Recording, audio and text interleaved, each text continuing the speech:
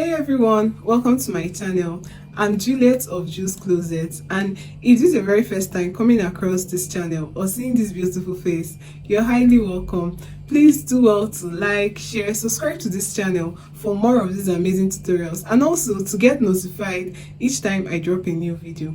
So on today's episode, I'll be showing you how I recreated this beautiful blouse up on your screen. I already have a detailed tutorial for the lace skirt that is with it, so please do well to check it out on my channel. So this blouse has been highly requested by you guys on the comment section, and I finally put together a detailed video for it. So do well to watch to the end of this tutorial because you'll be having so much to learn. Thank you. I'll be drawing out my front pattern first, and I've gone ahead to draw out the horizontal lines that I need for this pattern.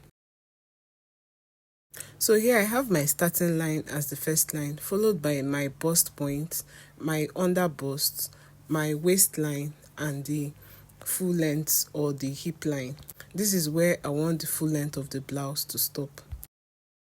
And these are the measurements that I used to get these lines. So from the starting line, which is also my shoulder line, I marked out 10 inches to get my bust point. Also from there to my under bust is 13.5, almost 14 inches. From there to my waistline is 16.5. But this 16.5 inches is going to be for the front pattern, while the back pattern I'll be making use of 15 inches. This is because I'll be adding a side dart to the front pattern. And from that starting line to my hip line is 24 inches. The next thing I'll do is to mark out my neckline so that I'll get my shoulder slope. And I used 3 inches. My shoulder measurement is 16 inches, and when divided by 2 is 8 inches. I marked that out. And from that 8 inches point, I'm going down by 1 inch to get my shoulder slope or slant. From that 1 inch mark, I'll make a slanted line to meet the neck point. From the sides of this pattern paper, I'll be measuring out the same 8 inches I had on the shoulder part, and I'll mark it out across these areas that you see me marking. And after that, I'll go ahead and connect the lines together. From this point where the line meets the shoulder slope, I'll be measuring out my armhole measurement. My armhole measurement is my bust measurement divided by 6 plus 1.5 inches. And for me, what I have is almost 8 inches. So you go ahead and do your own calculation and mark out what you have. From that point, I'll be marking out a new line. And this new line that I have will become my chest line. And now I can go ahead to make my armhole line more visible. So from that point of the shoulder slope to the chest line is my armhole line. At the neckline, I'll be coming down by 3 inches. I won't be making use of this neckline, so this is just to make our pattern drafting complete. The next thing I'll do is to draw out my dart, and the measurement I'll be making use of is 4 inches, which is my nipple to nipple measurement, that is 8 inches divided by 2, which will give me 4. So I'll be marking out that 4 inches on my bust point, my under bust, my waistline, and my hip line. I'll then go ahead and connect the points together.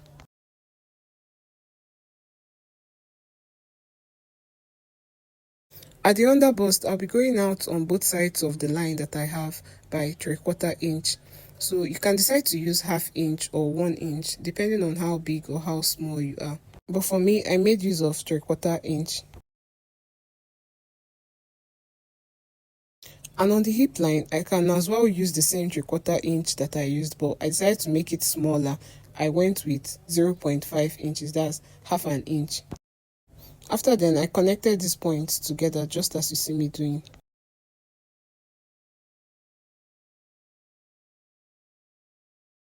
From this point at the under bust, I'll be connecting it upwards to the bust point.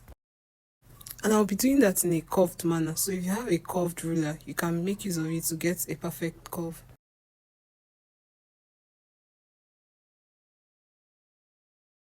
On the shoulder line, I'll find the midpoint. So the total of what I have there was almost 5 inches, and I got the midpoint. And from that midpoint, I'll be connecting it down to meet the line that we have on the bust point. Remember I told you that this front part is going to have a side dart. So, and because of that, our shoulder to waistline measurement was 16.5 inches for our front, while that of the back was 15 inches. So when you subtract 15 inches from 16.5, you have extra 1.5 inches, and this will be the measurement of my side dart. So from the bust point, I went down by 1.5 inches, just like you see me doing, and I connected it to the midpoint. And now I have my side dart. The style that we're drafting has a deep neckline, but I don't want the neckline to go very deep down to the chest line. So if you prefer yours the same way, you have to extend the chest line upwards, just like you see me doing. But if you want yours to be very deep, you can leave it at the chest line or go a little bit above the chest line. So I extended mine with about 3 inches upwards, and I went ahead to rule a line across. On my new chest line, I'll be going out on both sides of the midpoint with 0.5 inch. So this will serve as a dart for that area, just so that you have a chest tightening across that area. And from those areas, I connected it down to the midpoint that I have on our bust line, just like you see me doing.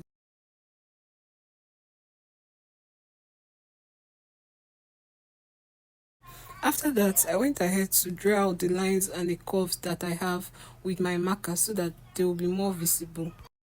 So remember, at the area around the under bust, you have to curve it out. So if you have your curved ruler, you can make use of it to give it a good curve.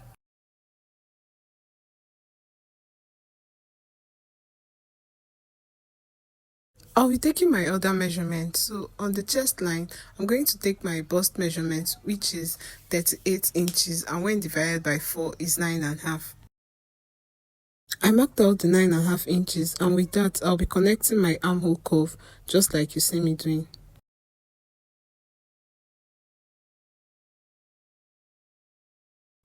I'll go ahead to make my new chest line more visible with my marker and align it with my armhole curve. For my other body measurement, on the waistline, I'll take my waist measurement, which is 32 inches, and when divided by 4 is 8 inches. I marked out 8 inches, and I measured that area we have around the dart, and it gave me about 1.5 inches. I added it to the side allowance, and also my sewing allowance is 1 inch. On the hip line, I took my hip measurement, which is 40 inches, and when divided by 4 is 10 inches. I also measured out that space I have around the dart, which is 1 inch. Then I added extra 1 inch sewing allowance. At the chest line, I've already marked out my bust measurement, which is about 9 inches. Then on our new chest line, I'm going to be measuring out the dart that we have there, which is 1 inch, and I'll replace it by the sides, just like you see me doing. So this extra allowance is just so that we don't have any shortage after sewing up our dress. So from that point, I went ahead to connect it down to our chest line, just like you see me doing. After that, I also added extra 1 inch sewing allowance. Then I'll go ahead and connect these lines that I have at the sides together.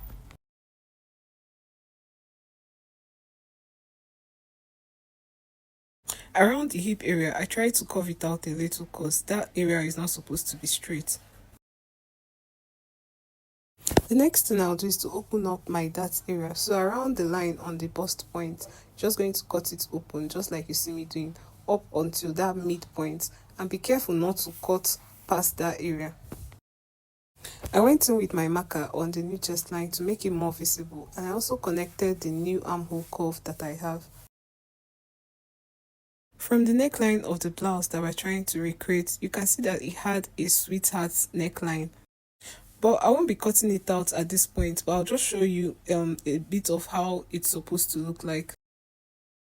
So my neckline, I'll be going down with about 2 inches as the depth, and the width will be about 3 or 3.5 inches. And from my armhole line, I'm going to be tracing it down to meet the first point that I have, and finally down to the second point that I have, just like you see me doing. So you can see this is a way to get your sweetheart neckline. But like I said, I won't be cutting out the sweetheart neckline at the moment, so it's better to do that when you're done joining your fabric pieces.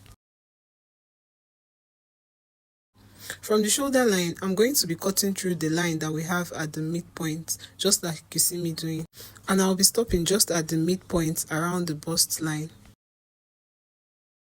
And when I'm done with that, I'll go ahead and close up that dart that we have by the side. So opening that part of the shoulder up will help you to close up your darts, just like I'm doing. After closing it up, you can see that there are some areas that need to be matched together. So I'll just go ahead and use my ruler to make them fit.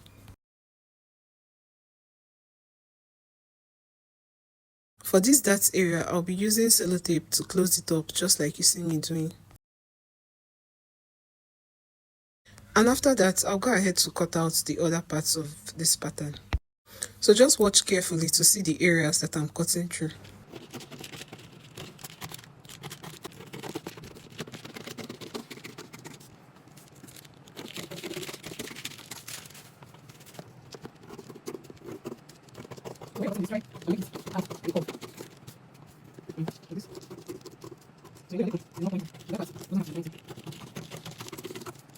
And this is what my front pattern looks like.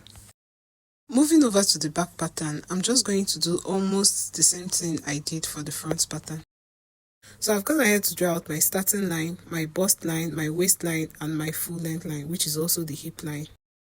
And my bust point is 10 inches from the shoulder, waistline is 15 inches from the shoulder, and remember the front part was 16.5 inches. And to get my full length line for this back pattern, I measured the distance between the waistline and the full length line of my front pattern, and I marked out what I got. So on this back pattern, I'll be making use of a zip. So now I have my zip allowance. I'll go ahead to label that part. And all the measurements I'll be taking for this pattern will start from that vertical line just after the zip allowance. I'll go ahead to mark out my neckline so that I'll be able to get my shoulder slope. So I used 3 inches as the width and 3 inches as the depth. My shoulder measurement is 16 inches and when divided by 2 is 8. I marked that out, and from that point I went down with 1 inch for my shoulder slope. From that 1 inch mark, I'll go ahead and connect it up to my neckline to form my shoulder slope. From the sides, I went in by 8 inches, just around that area that you see me marking out.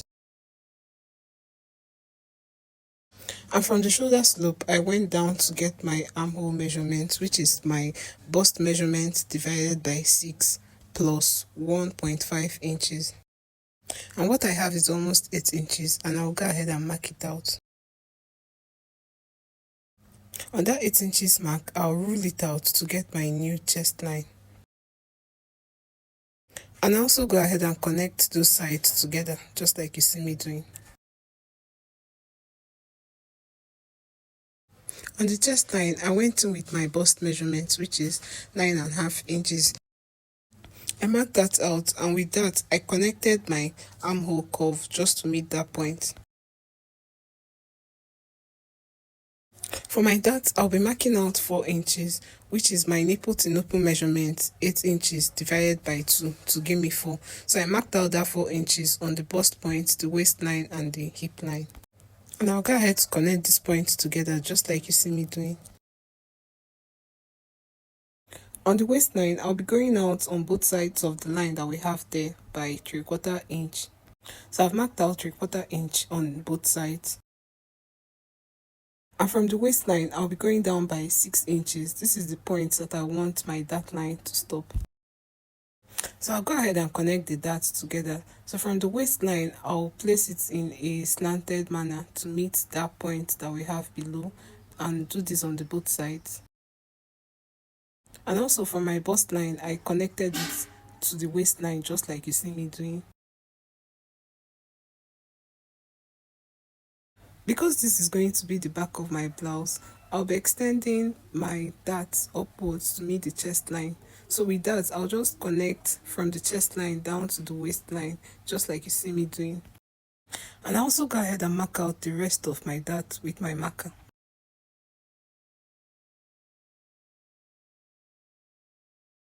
On the chest line, I took my bust measurement, which is 38 inches, and when divided by 4 is 9.5. I also went ahead to add 1 inch sewing allowance. Then on the waistline, my waist measurement is 32 inches and when divided by 4 is 8 inches. I added 1 inch sewing allowance and extra 1 inch for the dart that I have there. On the hip line, I measured out my hip measurement, which is 40 inches. When divided by 4 is 10. I added 1 inch sewing allowance. Then I went ahead to connect these lines together.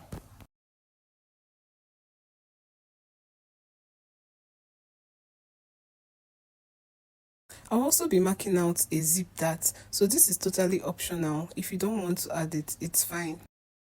So I've gone ahead to extend my waistline around that area and I'll be going in by half an inch for this dart. I also extended the chest line and the full length line, just with the same way I did for the waistline. And from this half inch mark that I have, I'll be connecting it in a slanted manner to meet the chest line, and also from that point, I'll connect it downwards to meet my hip line.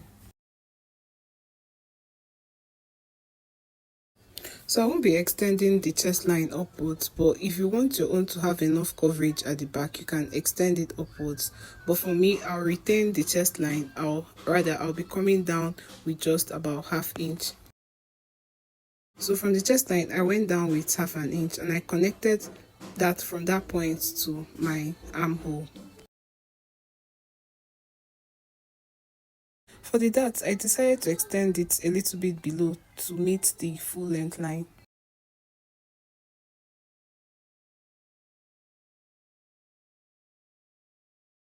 And with that, I'm done with drafting out the back pattern. So I'll just go ahead and cut out what I have.